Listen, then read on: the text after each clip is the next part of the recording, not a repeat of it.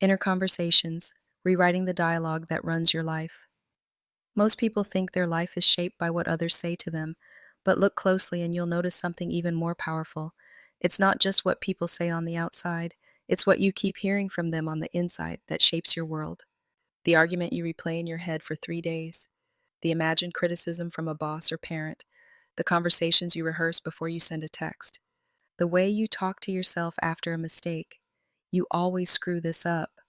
These are inner conversations, the ongoing, often unconscious dialogues running in your mind, and they quietly color how you see yourself, decide what you expect from others, influence how you show up in every interaction. The good news, you can change them. You can move from mental scripts full of criticism and rejection to inner worlds full of understanding, support, and encouragement without waiting for anyone else to change first. In this article, we'll explore what inner conversations are and how they shape your life, how to observe your default inner dialogue without judgment, how to turn inner criticism into inner support. Example before and after scenes you can start using today. A 7-day inner conversation challenge to rewire your mental dialogue. Tips to stay consistent when old scripts try to return. You don't need perfection for this to work, you just need curiosity, honesty, and a willingness to gently rewrite the script. Pat. 1. What are inner conversations really? Inner conversations are the quiet, automatic dialogues happening in your mind all day long. They take many forms. Self-talk. I'm so stupid. I've got this. Why did I say that? I'm proud of myself. Imagine conversations with others, rehearsing what your boss will say, hearing your partner judge you, playing out confrontations that might never happen, or imagining someone saying, I'm so proud of you. Old voices from the past, a parent's tone, a teacher's criticism, a bully's words, a coach's encouragement. These inner dialogues run in the background like a radio station.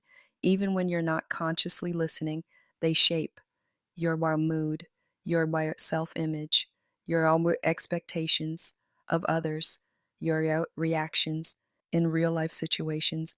If your inner conversations are mostly, they don't like me, I always mess things up, people will just leave. It's very hard to feel confident, loved, or safe, even if on the outside people are trying to show you they care.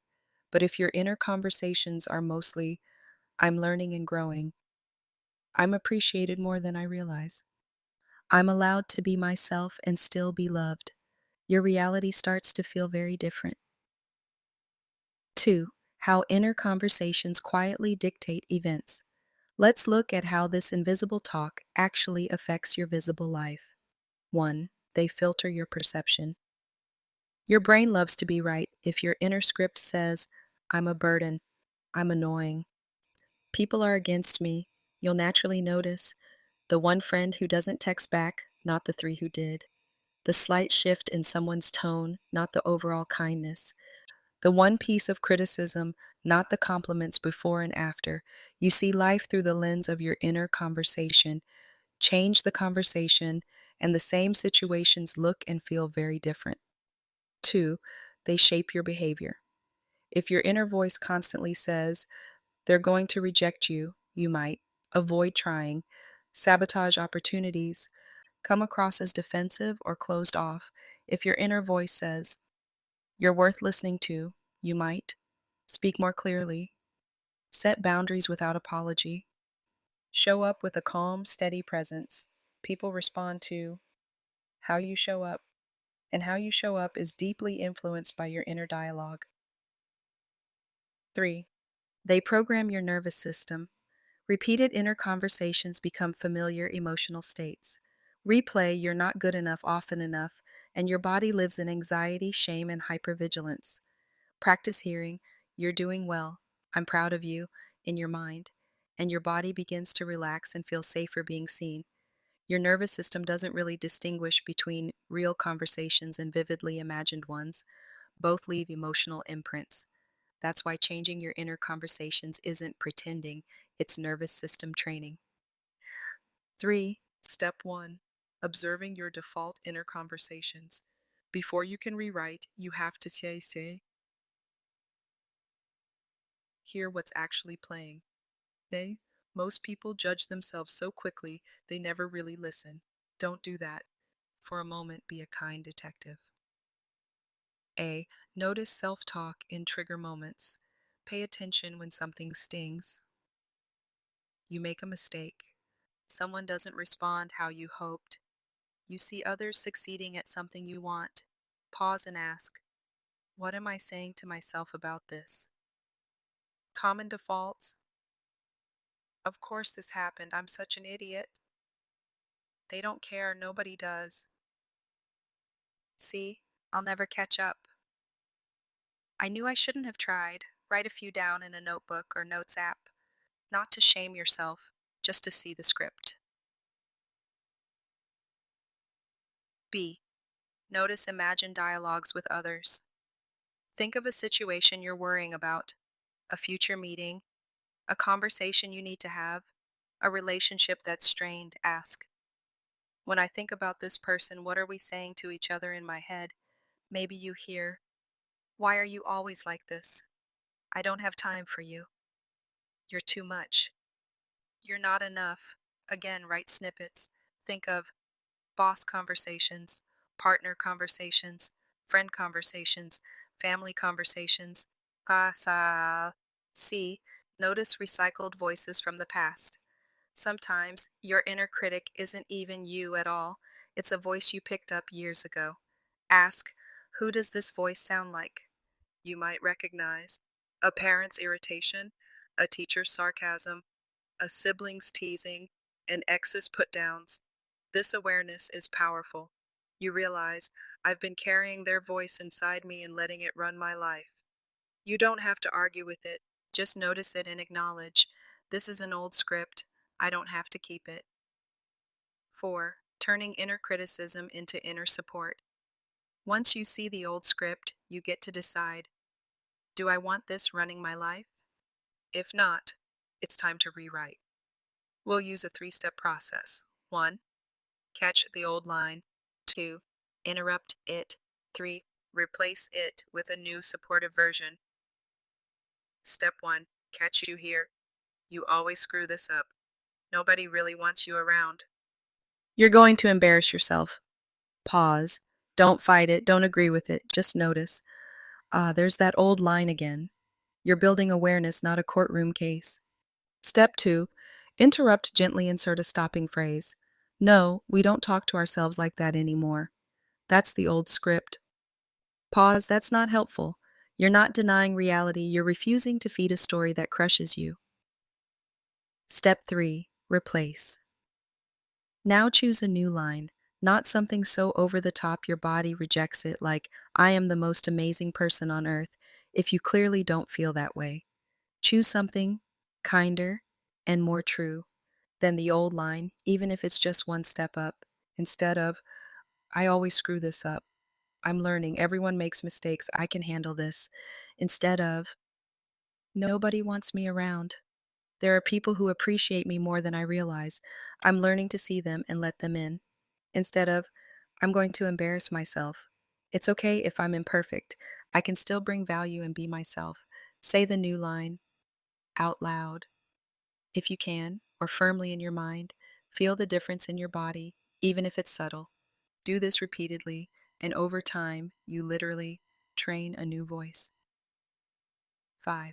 Example. Inner scenes, from conflict and criticism to support and understanding. Let's walk through concrete before and after inner conversations you can borrow or adapt. Scene 1. The disappointed parent voice. Old inner conversation. You're about to try something new, apply for a job, post a video, start a hobby. Inside, you hear a parent-like voice. Don't get your hopes up. You'll probably fail like last time. Be realistic. You feel small, ashamed, and tired before you even begin. New inner conversation. Same situation. You catch the old line and interrupt. No, that's the old story. Then you picture that same parent looking at you with soft eyes saying, you're allowed to try. Even if it doesn't work out the first time, I'm proud of you for going for it. You've grown so much. You feel a slight warmth in your chest. You might even answer back, "Thank you. That's what I needed to hear." Repeat this new exchange in your imagination several times. Let that become your new parent voice. Scene 2, the critical boss. Old inner conversation. You send an email and notice a small error. Immediately, you imagine your boss saying, "Seriously? How did you miss this? I don't know why I rely on you." You spend hours replaying that imaginary criticism, feeling humiliated. New inner conversation. You catch the script and decide to rewrite it. Imagine your boss reading the email, then turning to you and saying, "Hey, there's a small typo here. No big deal. Just fix it when you can. Your work has been really solid overall. I appreciate you." You respond in your mind, "Thanks for letting me know. I'll correct it." You let yourself feel competent, human, not a disaster, appreciated overall. Even if your boss in real life hasn't said those exact words, your inner boss becomes less of a harsh judge and more of a reasonable, supportive presence that changes how you show up and often how they respond to you. Scene 3, the distant partner. Old inner conversation.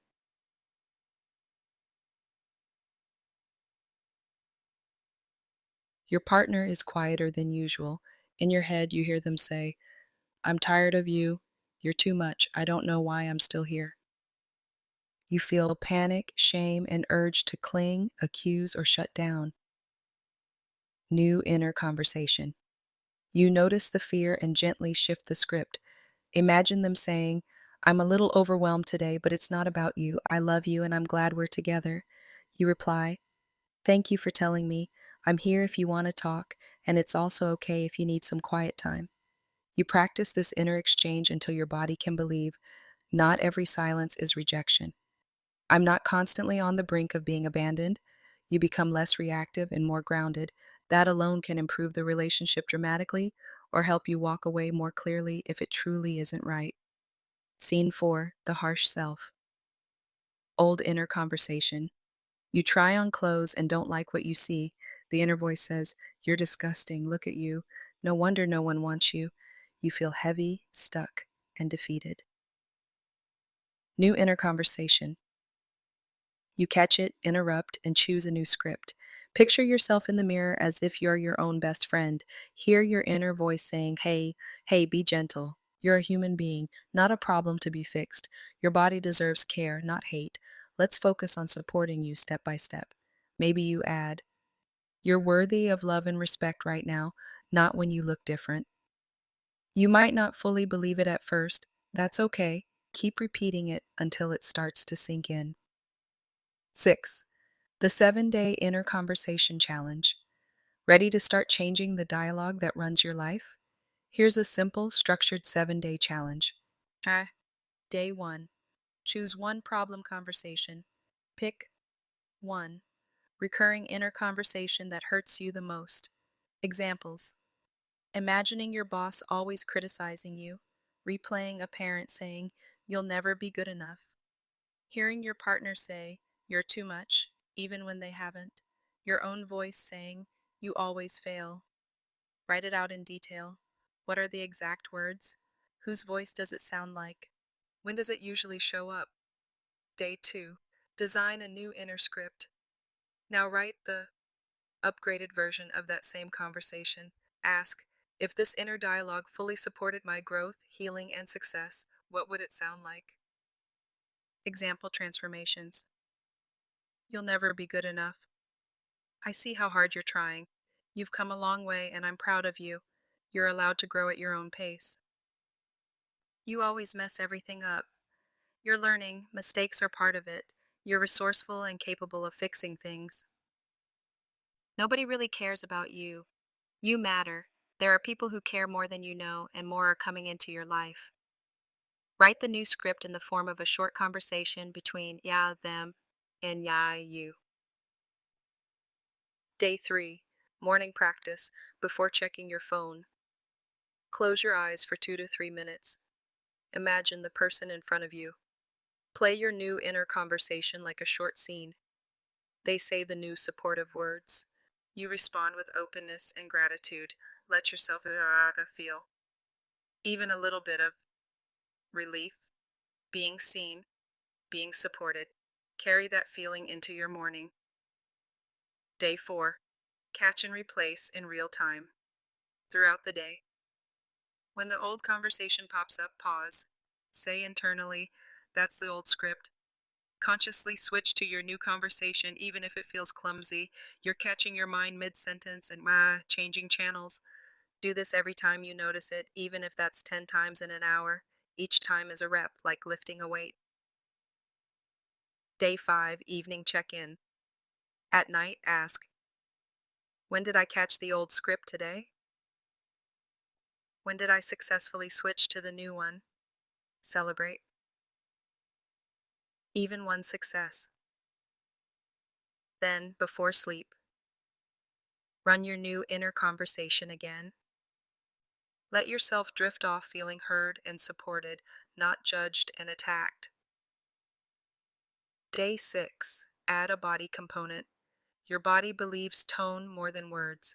As you practice your new inner conversation, put a hand on your heart or your chest. Soften your facial muscles and jaw. Take a slow breath while hearing the supportive words. This tells your nervous system, we're safe, we're cared for, we can relax. The more your body feels it, the faster the new script sticks. Day 7, reflect and decide. Ask, how do I feel compared to a week ago? Do I notice any change in how I relate to that person or to myself? Is this a script I want to keep practicing for another week, or am I ready to work on a different inner conversation? Remember, you're not trying to be perfect. You're proving to yourself that you cannot change the way you talk to yourself. You cannot soften the most brutal inner voices. You cannot become the supportive presence you always needed. 7. How to stay consistent when old dialogues return. Old inner conversations are like well-worn paths. Your mind will naturally want to go down them, especially when you're tired, stressed, or triggered. Here's how to keep going without turning it into another self-attack project. A. Expect the old script to visit. Don't be surprised or discouraged when it pops up. Just think, of course it's back. I practiced this for years, but now I have a choice. You're not failing, you're noticing. B. Keep it simple, one upgrade at a time.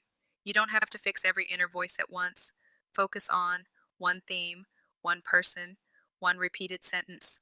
Work on that until it feels genuinely softer, then move on to the next. C. Use physical anchors. Create small reminders to return to your new script.